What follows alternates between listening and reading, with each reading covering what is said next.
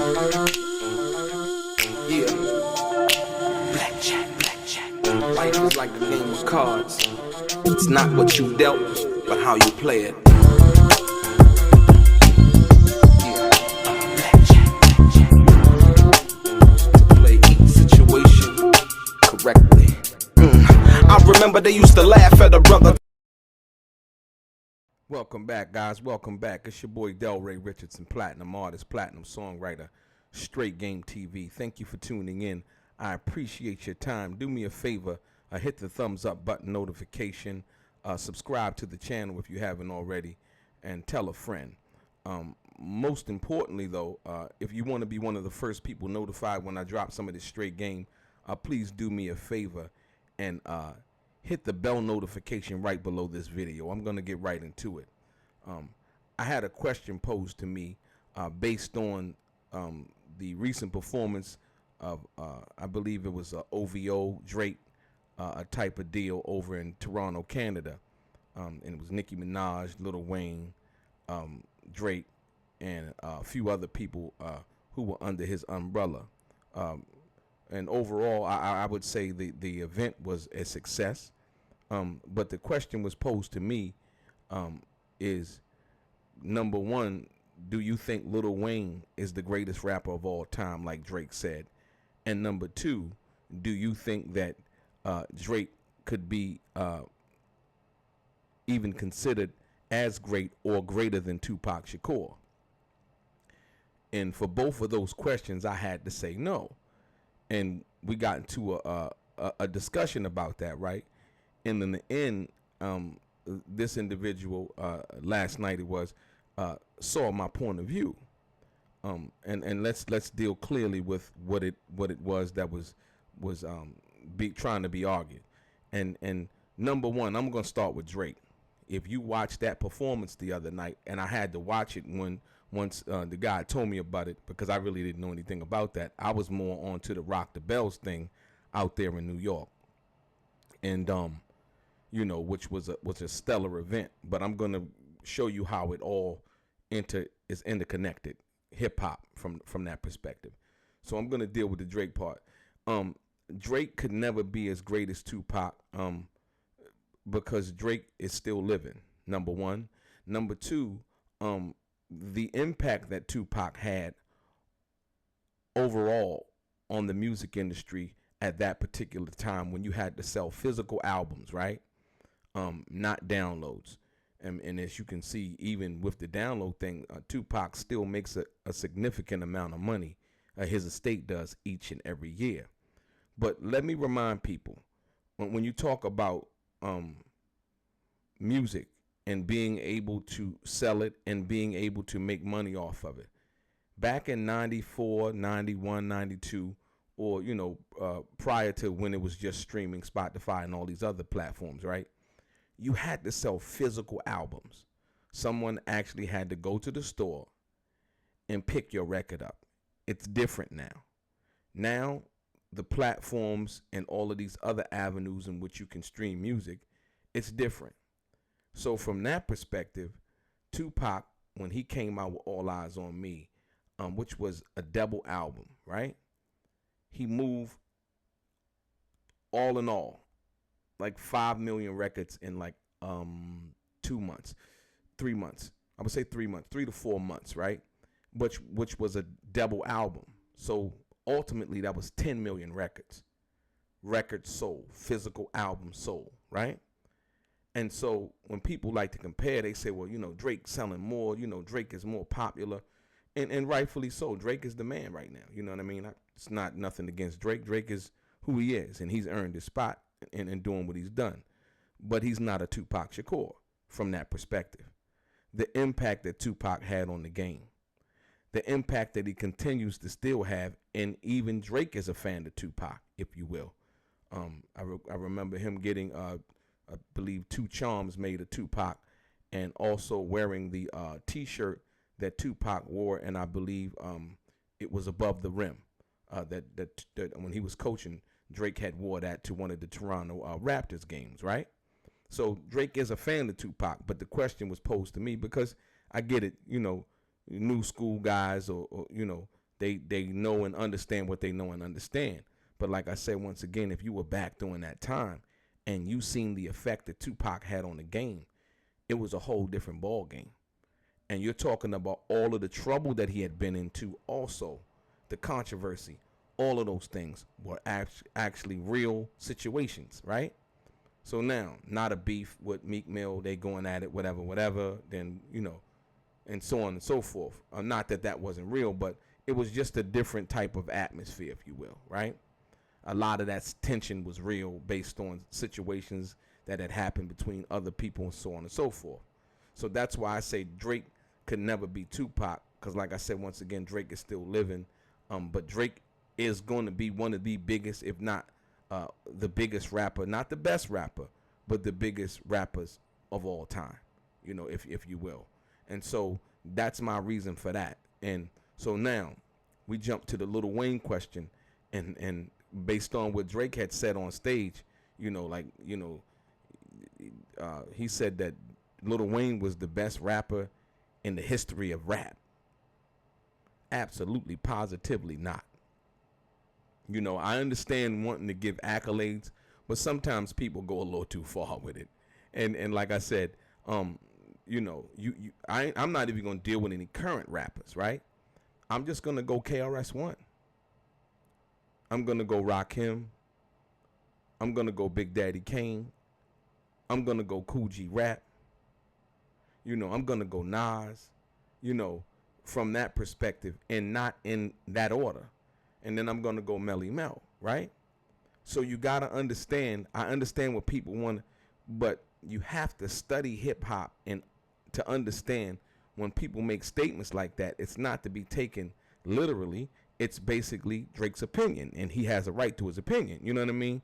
And rightfully so. But like I said, but the problem that I have overall, right, is this. This is what puts Lil Wayne and Drake, in my opinion, not better than Tupac. If you watch that OVO show, you see, and I really did, I think Wayne did it like one time or whatever, but you see Drake rapping over the track.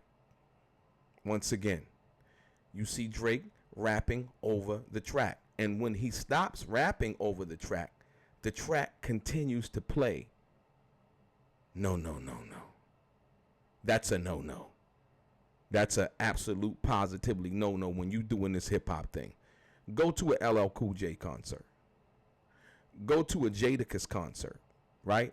And Jadakiss had made that point when they did the verses against Dipset. Jadakiss said, and I quote, why y'all rapping over the lyrics? He said if we wanted to hear that, we could have sat in the car and listened to iTunes, right? And that same exact thing applies to Drake. Not a diss, but this is the reason when you talk about doing hip hop, you make a lot of money. People come to pay to see you perform and so on and so forth. The last thing that they want to do, and like we said, we got on Milli Vanilli caught hell for doing that, basically the same exact thing. You know what I mean? But they weren't really singing at all. We do know that is Drake performing on the records. But when you come into concert and people spend their $150, $200 for a ticket, they do not want to see you rapping with the lyrics. They want to see you actually performing the record with your voice, with the track, rocking it. It's not the same thing. Go look at Tupac's performance at the House of Blues. Go look at it. And you will see Tupac do each and every song straight out, raw, just like that. Even though sometimes, I believe it was Shed So Many Tears, Tupac was kind of out of breath because he was moving across the stage so much, right? But he still kept it going. And for that, you get that A+, because people come to see you rap. They don't come to see you perform over the track, and then when you stop rapping, the track is still going. It is embarrassing. It is. I mean, like I said, once again, that's not pulling no punches at Drake. Like I said, Jadakiss made the statement in regards to Dipset doing the same thing. So when people come and they ask me that, I understand, the young man who asked me that question, I understand where he's coming from based on what he's seeing right now in front of him. And Drake is the biggest thing in rap right now. You know what I mean? He's moving the pendulum and he's doing his thing. But when we talk about hip hop, you know what I mean? When we talk about the culture, we talk about LL Cool J, you talk about the guys who KRS-One, you talk about the guys who are still actively doing that thing, Big Daddy Kane. You've seen the Big Daddy Kane and KRS-One verses. There was no background track. You ain't gonna hear that. There's just straight spitting them rhymes. You know what I mean? Wasn't about how much money you just got or nothing like that. We want to see you grab that microphone, him play that beat, and you go for yours. You know what I mean? Anytime you hear Busta Rhymes concert, you don't hear Busta Rhymes do that. And any of these other guys who are intricately woven into this culture, it's just a difference. So when he asked me that about Tupac and Drake, absolutely not.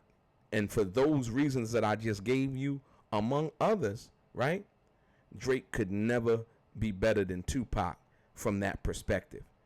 With the new guys and the new generation, for what you're hearing, like I said, my opinion, no. Your opinion, yeah, you may consider, Drake is dope, he's this, he's that, and so on and so forth. Okay. And I accept that, you know what I mean? But when you talk about writing lyrics, the Dear Mamas, the Brenda's Got a Baby, the Gangsta Party, the Pain, the Trapped, you know what I mean?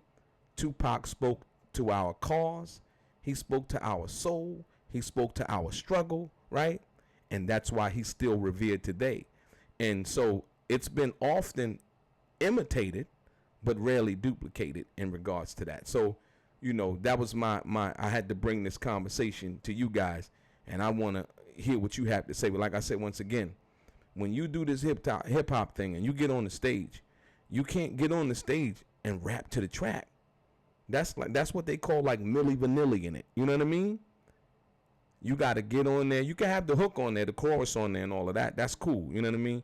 But as far as them lyrics, that verse, you got to spit that. You got to come with that. You know what I mean?